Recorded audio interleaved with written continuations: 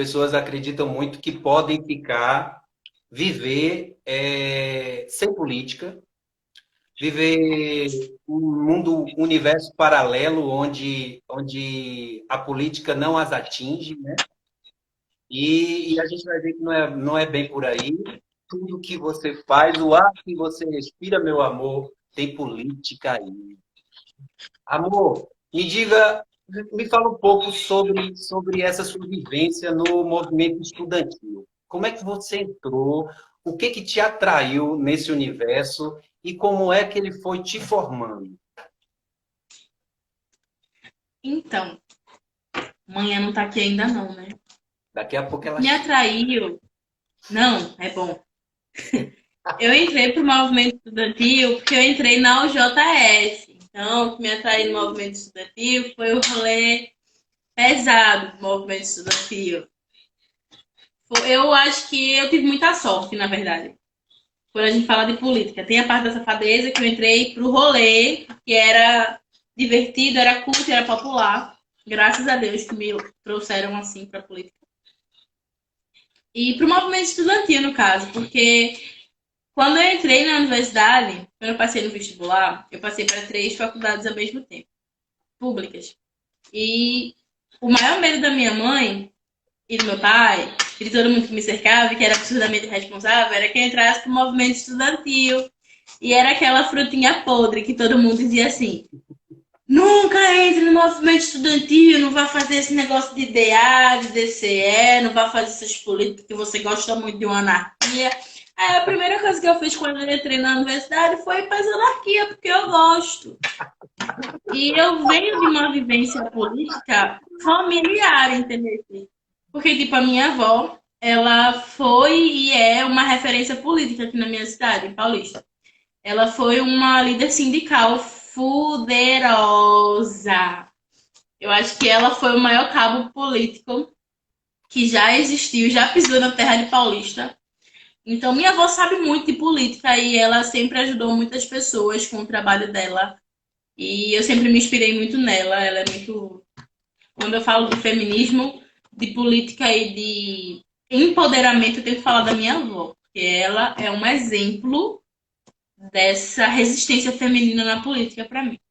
Então, eu entrei para o movimento estudantil na anarquia, na greia, na cachorrada. Isso, Dona Vilma Camarote. Exatamente.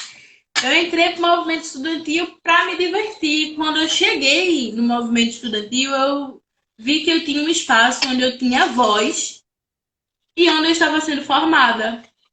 A União da Juventude Socialista do Brasil, eu sempre vou falar da UJS. Quem tiver sua crítica ao UJS, pô, que massa.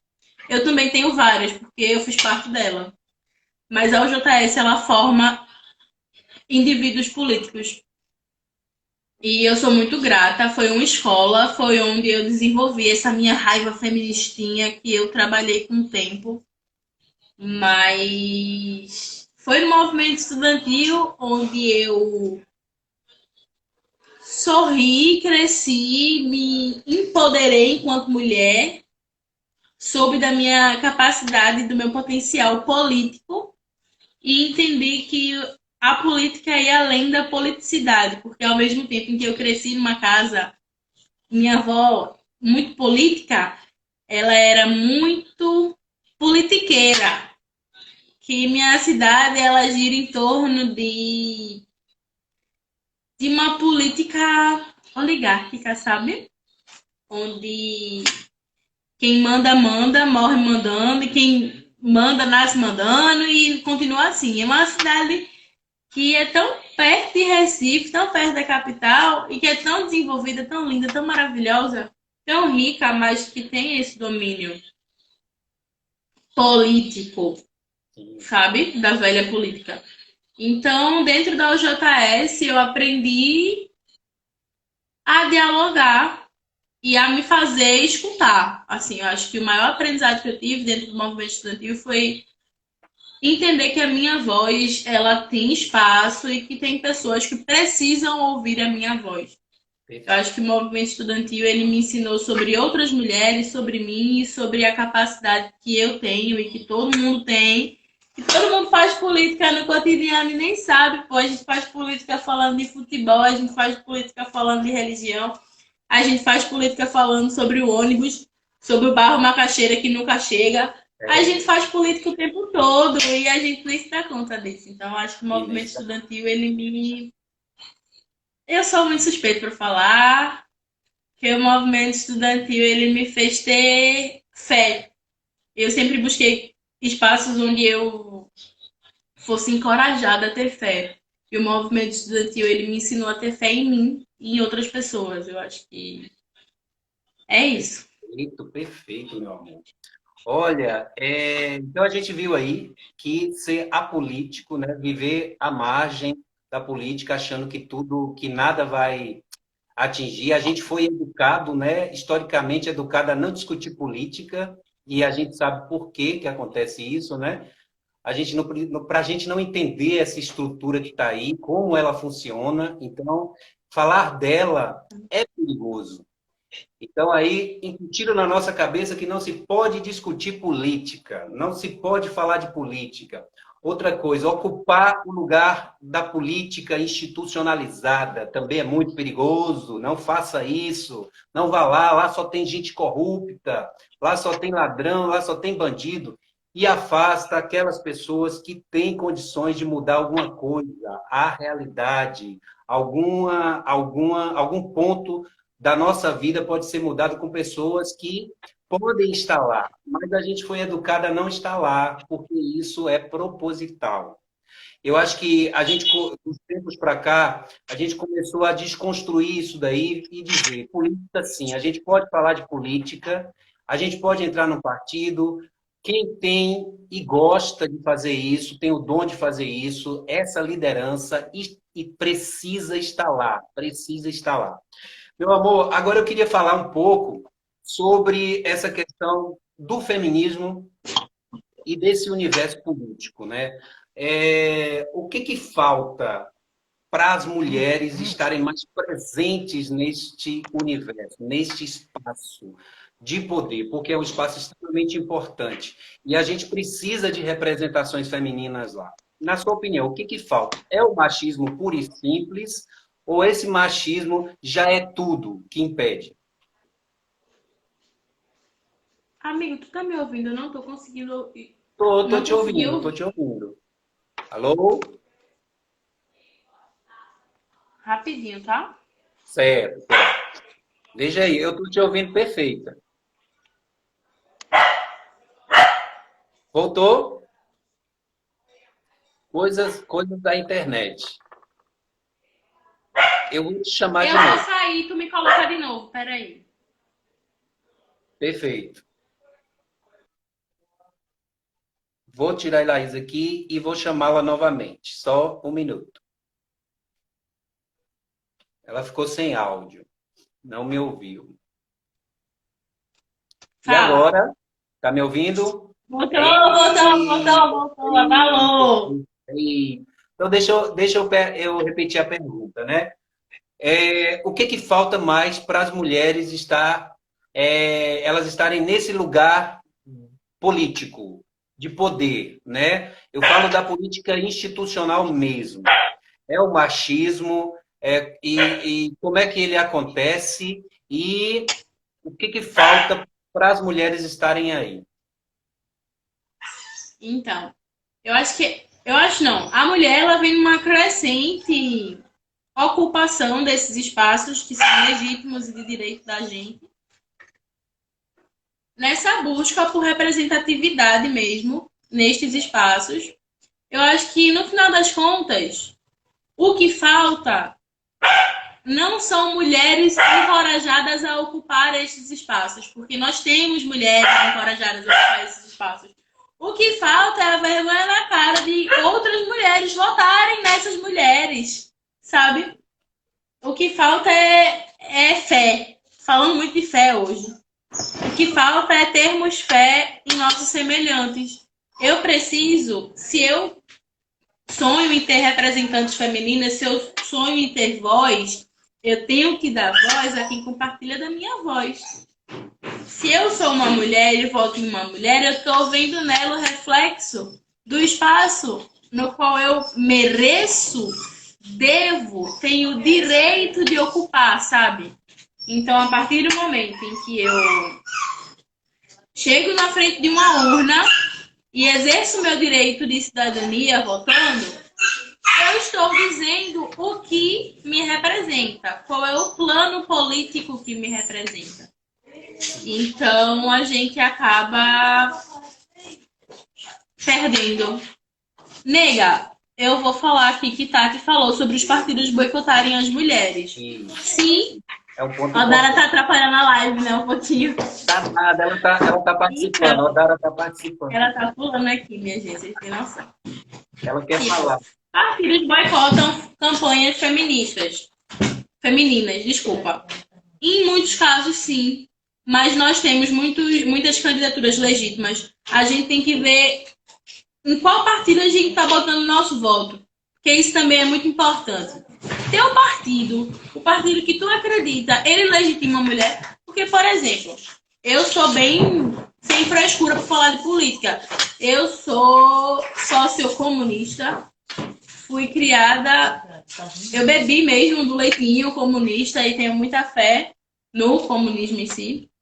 Sou apaixonada pelo PT, velho. Apaixonada. Vamos falar de política agora. Sou apaixonada pelo PT, acho o PT massa, mas é um partido sem diálogo. É um partido em que muita gente tem voz ao mesmo tempo e quase ninguém se faz escutar. Então, nós temos uma candidata como a Marília, por exemplo. Tem quem tenha fé, tem quem se sinta representado por ela. A gente também tem que lembrar sempre que não é só porque um espaço está sendo disputado por uma mulher que a gente tem que concordar com aquela mulher. Porém, se a gente procurar, a gente encontra uma política, uma mulher, uma candidata que ela se assemelhe à nossa crença. É bom ter para a gente pensar nisso.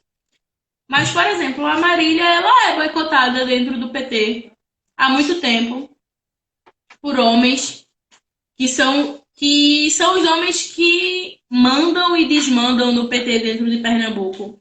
Ó, Tati disse que nem todas as candidatas, talvez a maioria, é cria do patriarcado. Nem sempre uma mulher representa as mulheres.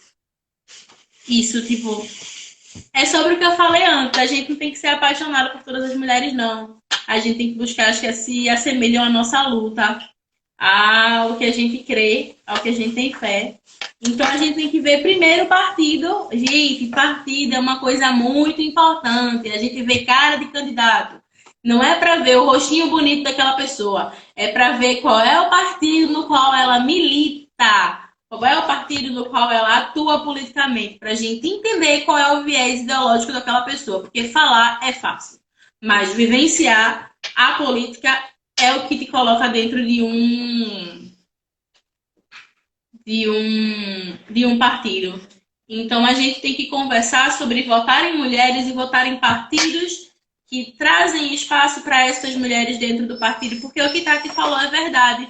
Nós temos, sim, candidaturas femininas que são boicotadas, mas nós também temos partidos que eu acho isso muito legal agora. Hoje em dia, a gente fala de cota, a gente tem um rolê que às vezes acaba sendo meio pesado falar de cota.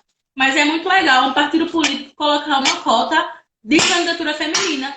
Ele exigir que tenham aquelas mulheres para somarem ali. Então, partidos que têm esse sistema de exigiu, temos cotas para mulheres e essa cota se reverteu contra nós. Tipo, aí eu discordo, velho.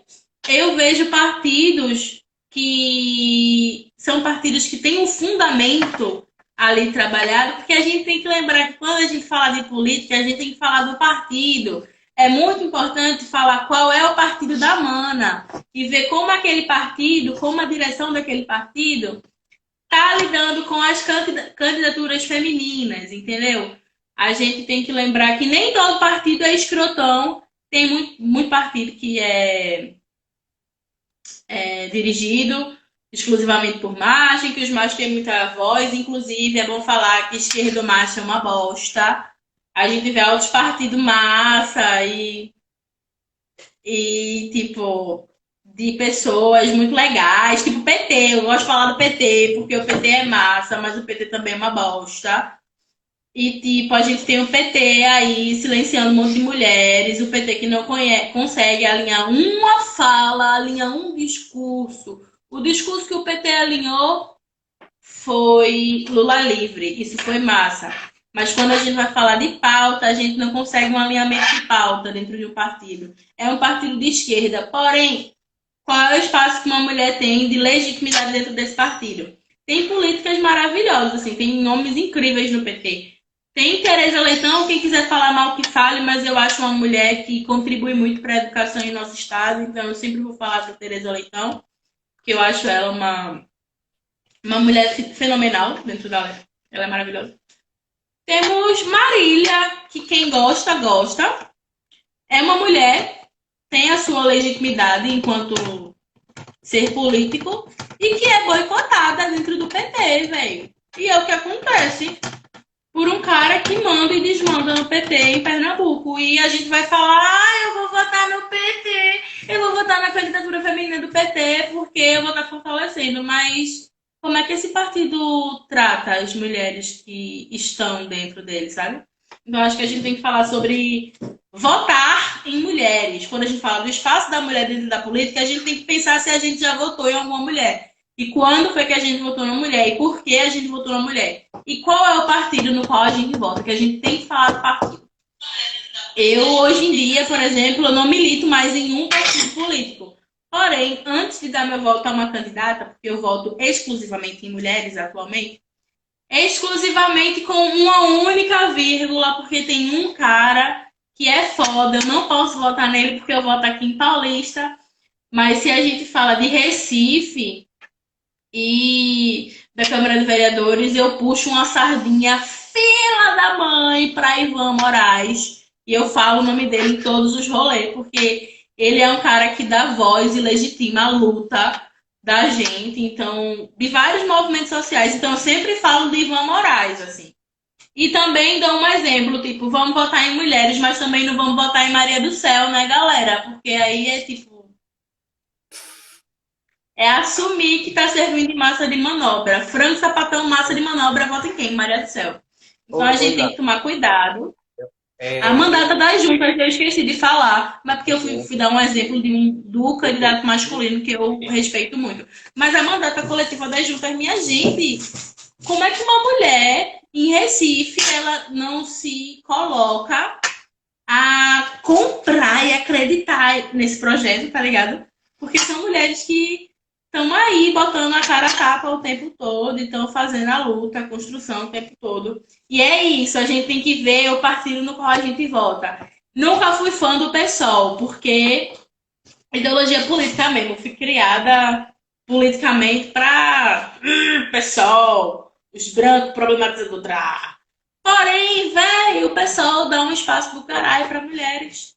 Então a gente tem que valorizar esse espaço que o pessoal dá.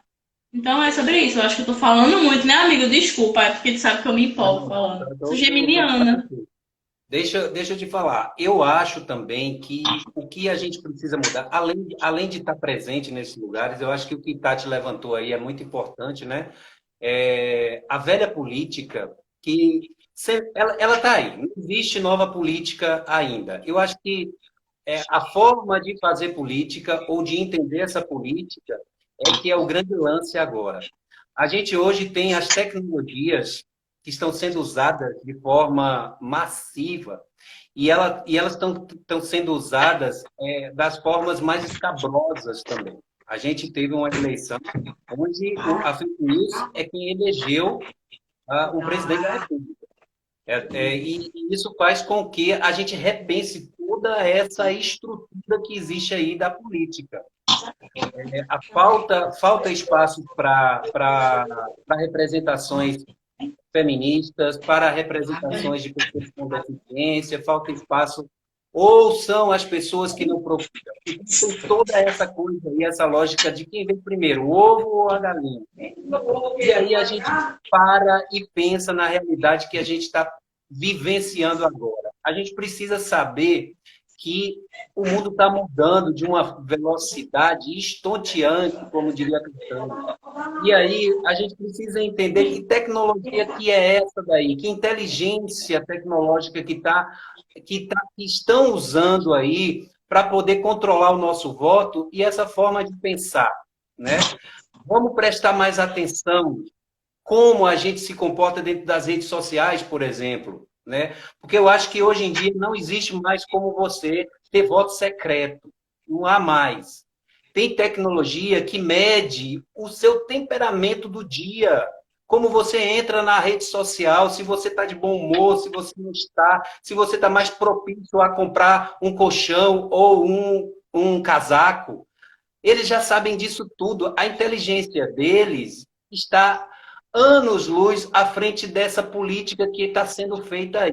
E talvez por isso que muitos que se opõem às classes que dominam, desde o colonialismo, que dominam a nossa política, ela não percebeu ainda que precisa entender esse lugar e saber como utilizar essas ferramentas. Né? A gente sabe, eu não vou estar nas redes sociais porque é estratégico eu guardar um segredo. Será que existe segredo? Você está com o celular aqui com o áudio ligado e todo mundo está ouvindo o que você está falando dentro da sua casa. A nossa amiguinha lá do Google vira e mexe. Eu vejo ela aqui me dando a temperatura, o clima de amanhã, sem eu pedir. Como é que acontece isso? Entendeu? Então, vamos entender esse lugar. E aí, a partir disso daí, que a gente começa a ocupar espaços. Agora, eu acho importante quando você diz que a gente tem que estar disposto a estar ali, é importante. Porque esse é o primeiro passo para a gente entender e querer estar ali para que as mudanças sejam feitas. Porque senão, se a gente ficar retraído nessa cultura de que política não se discute, de que política é um lugar sujo, e de que eu não tenho dom para estar ali, a gente vai ser sempre governado por essas pessoas espertinhas que vão estar na nossa frente, utilizando as tecnologias para poder entender em quem a gente pode votar ou não votar. Entendeu? Então, é importante a gente Marca de estar manobra, né? com essa percepção aí acesa, com essa lanternazinha acesa aí, para a gente não cair nos mesmos buracos e continuar do jeito que a gente está. Meu amor, deixa eu avançar um pouquinho mais, né? Eu queria voltar lá para a nossa conversa inicial do Sagrado Feminino, né? E eu queria que você me desse algumas nuances,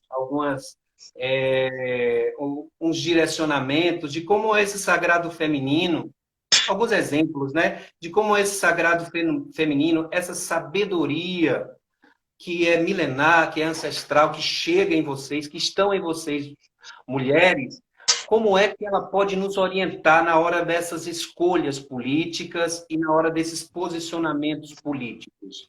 O sagrado feminino, ele pode nos evoluir nesse sentido de entender que lógica é essa, que sistema é esse, que tecnologias são essas. Como é que você pode ver e me explicar isso? Então, quando a gente fala sobre o sagrado feminino, a gente fala sobre a não disputa do espaço e a aceitabilidade do espaço que me pertence, que te pertence. Então, quando o sagrado feminino ele se faz presente dentro da política, eu creio, eu observo, eu percebo que a mulher ela se coloca capaz de ocupar aquele espaço, convivendo com um homem que também ocupa aquele espaço. É o momento no qual a gente consegue acessar. É quando eu vejo que eu preciso de uma irmã minha ali naquele espaço para que ela possa falar por mim, porque tem coisas que só ela sabe falar por mim, porque só ela tem a minha vivência enquanto corpo feminino em um espaço.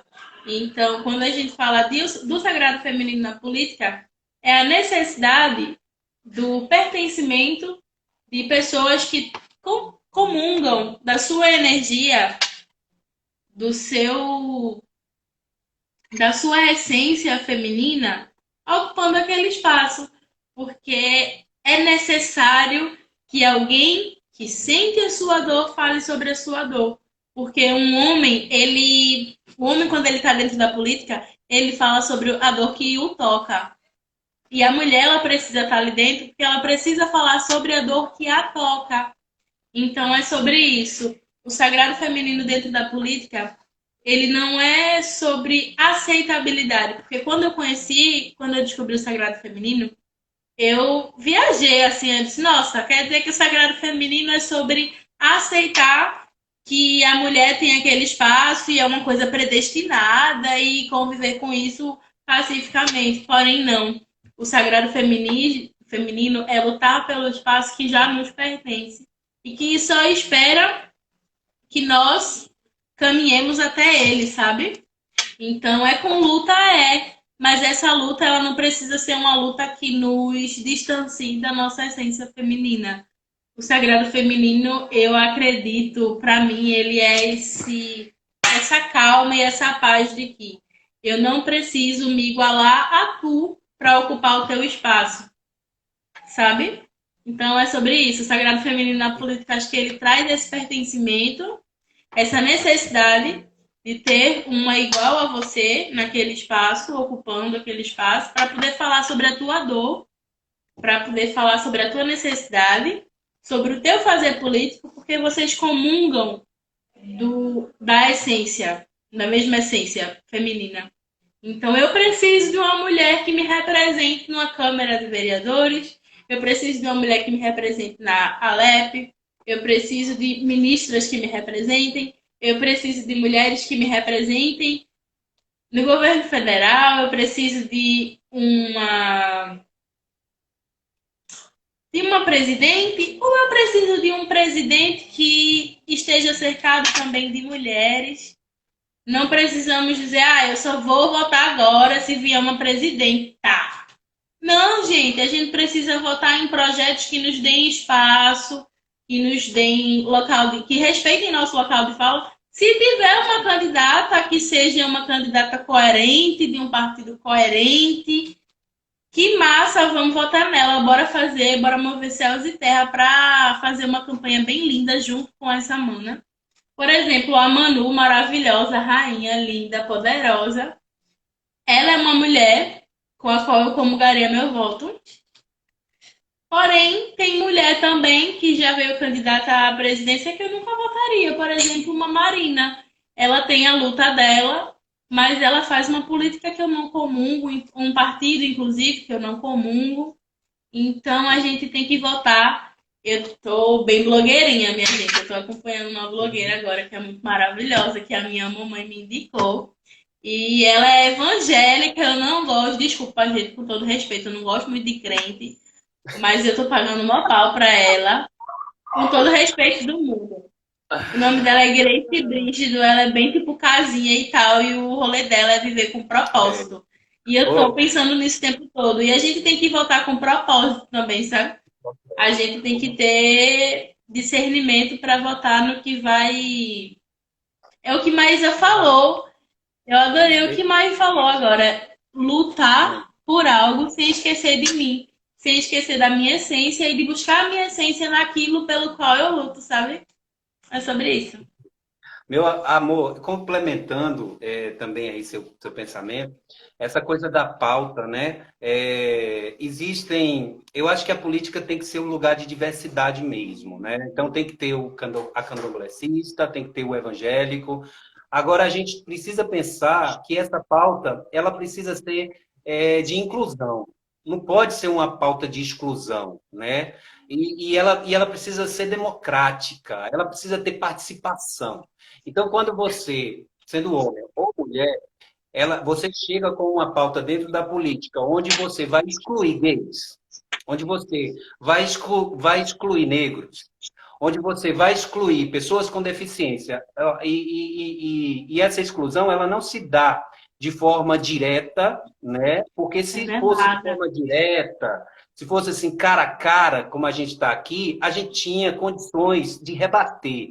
Mas como ela é feita de forma capciosa, ela vai ali às sombras, então ela sempre pega a gente de forma escusa, ela sempre nos pega assim no bote. E aí é importante que a gente perceba que pautas são essas e como é que esses projetos políticos são construídos. Porque projeto político que exclui não é projeto político, ele tá favorecendo uma classe, está favorecendo um grupo, e isso não é política. Eu entendo política como algo coletivo, social coletivo. Então você precisa ter algo que vai incluir pessoas, incluir a sociedade, e não discriminar e excluir. Então, quando a gente percebe, eu acho que por mais que a gente tenha discordâncias ideológicas, mas eu tenho isso como parâmetro. Olha, eu acredito em A e você acredita em B. Agora vamos botar na balança e ver quem inclui mais, que projeto inclui mais. E aí a gente vai chegar num denominador comum, porque a gente sabe que desde a época da colonização para cá, somente projetos que excluem a grande maioria que são pautados, que são colocados e é aquilo que é imposto, né? E a gente vê que a grande maioria da população está excluída disso daí. Não é à toa que a gente está vivendo realidades cada vez mais pesadas para todo mundo e para a grande maioria excluída, principalmente. Então, quando eu entendo esse sagrado feminino, eu sempre recorro a isso da mãe, né? Eu acho que a gente, nós homens, a gente precisa entender. Então, vamos olhar para nossas mães, vamos olhar para elas e perceber o quanto que elas nos doou para que a gente estivesse aqui. E eu acho que isso é que faz com que a gente perceba um pouquinho, claro, tirando todas as complexidades que existem aí, e a gente perceber o quanto isso é abraçado, o quanto a questão do feminino, do sagrado do feminino, ele abraça a maioria. Eu estava vendo anteriormente, eu estava conversando com uma amiga e ela falou: olha, vai chegar. O meu desejo é que chegue um tempo em que o filho seja criado no coletivo e não apenas, não é? Por uma família, e geralmente é por uma família que tem a cor, o sangue, que tem o DNA, que seja tão restrita daquele jeito, mas sim uma família do coletivo, do tribal.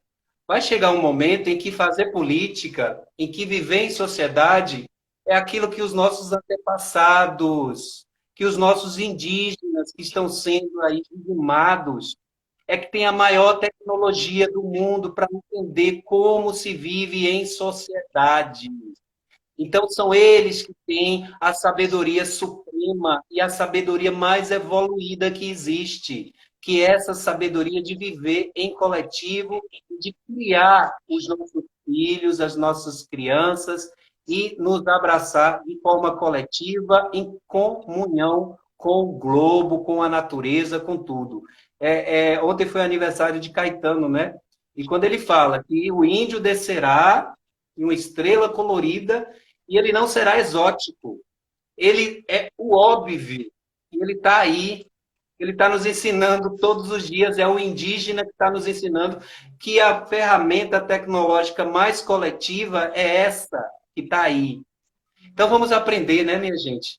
Vamos perceber o sagrado feminino, vamos perceber os ensinamentos ancestrais, vamos perceber o viver em coletivo dos nossos ancestrais indígenas, que é a maior e mais evoluída das tecnologias. Não é mesmo? E lá, meu amor, foi lindo. Eu queria que você fizesse suas considerações finais, seus agradecimentos, alguma coisa mais que ficou por falar, por ser dito. Fique à vontade.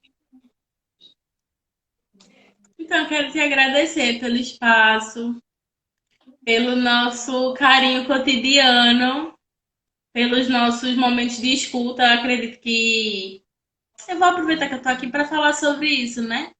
A gente vem de um cotidiano de escuta e de troca afetiva e estar cercada em ambientes, estar vivenciando ambientes, por mais que a gente esteja distante agora com essa pandemia, estar cercada de pessoas que nos apoiam psicologicamente falando, nos dá força, inclusive em nossas lutas pessoais.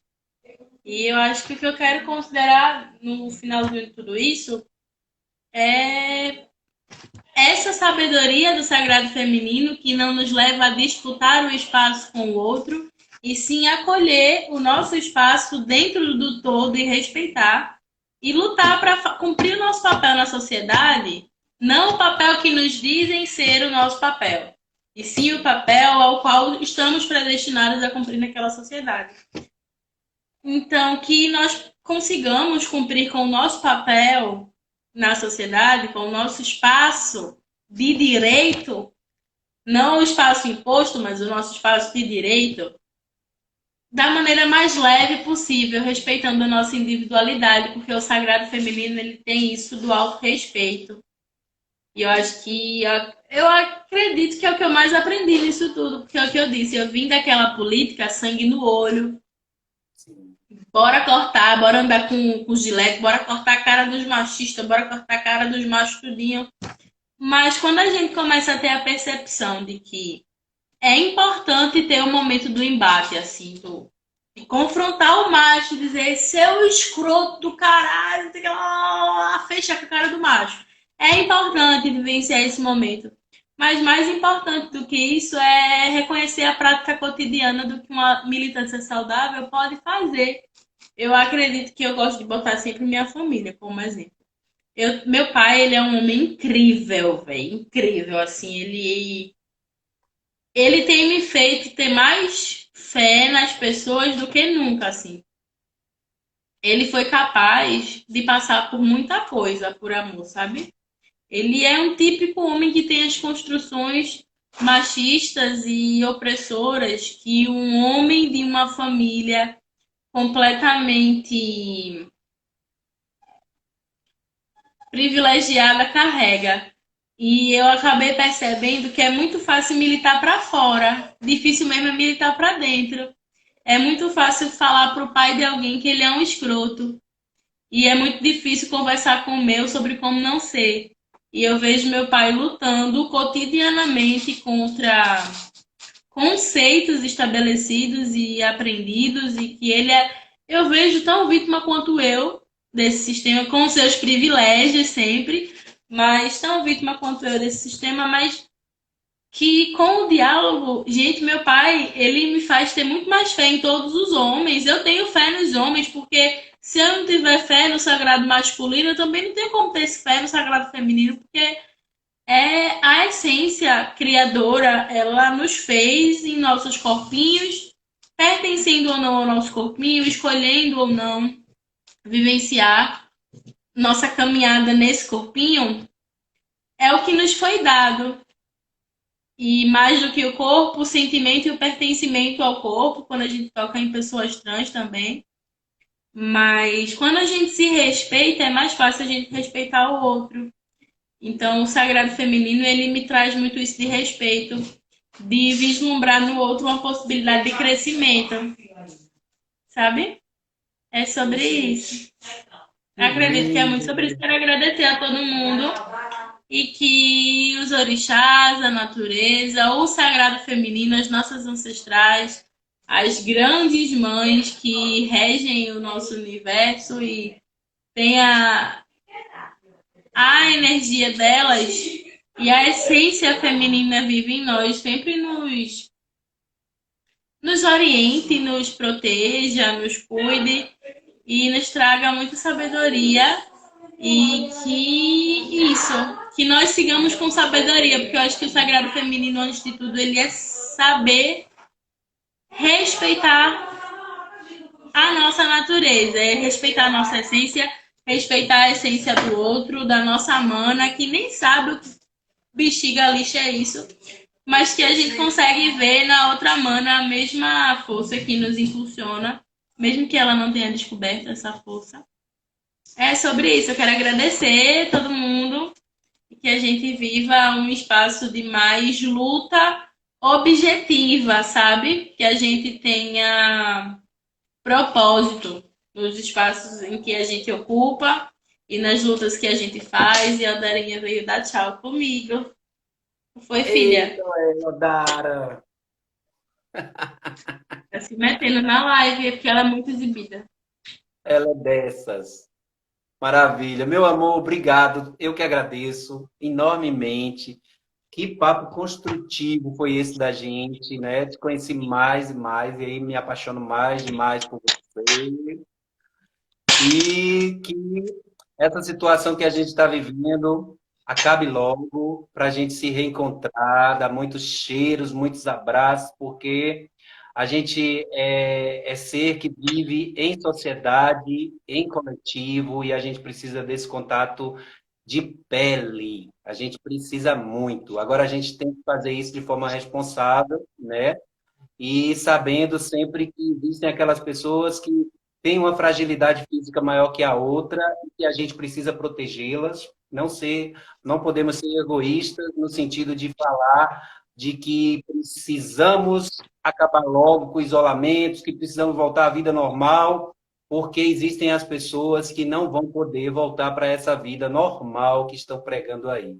Então, vamos respeitar, como você disse, a individualidade de cada um dentro do coletivo e abraçar todo mundo. E lá, beijo, obrigado, gente, obrigado Te todo mundo, amo. Maísa, Nicole, beijo Amo para Maísa, Nicole. Gente, vocês beijo são pro muito trabalho. lindos. Eu amo vocês e eu gosto que vocês façam arroz para minha cachorra comer também. Fazer um arrozinho, né? Agora eu vou terminar com uma musiquinha para gente sempre terminar a nossa live para cima. Vamos falar com Doralice, ela fez uma versão de Mulheres. Lembra daquele? Mulheres de todas as crenças. Essa versão que ela fez é Só que muito foda, ela a melhor fez de uma todas. versão poderosa aqui. Eu quero que vocês ouçam comigo e vamos terminando a live. Beijo, meus amados. Até semana que vem. Beijo e lá. Fica aqui. Vamos terminar essa live. Uma dica pra poder seguir. Não sei o que faço se outro se para, se pego, se sigo, se fico aqui. Tô minha boca pra mim, eu só falei aquilo que eu deveria dizer. Mas agora que eu comecei a escrever. Não tô me caindo, jogo só vale quando todas as partes puderem jogar. Eu sou preta, essa é minha preta, me deram um palco. Eu vou cantar.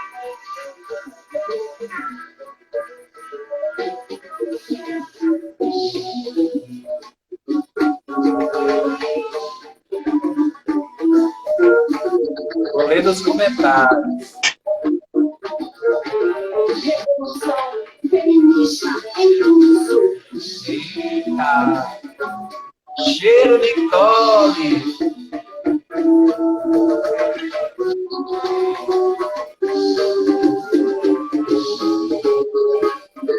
Nós somos mulheres de todas as cores, de várias idades, de muitos amores. Lembro de Dandara, mulher fora que eu sei, de Elza Soares, mulher fora da lei.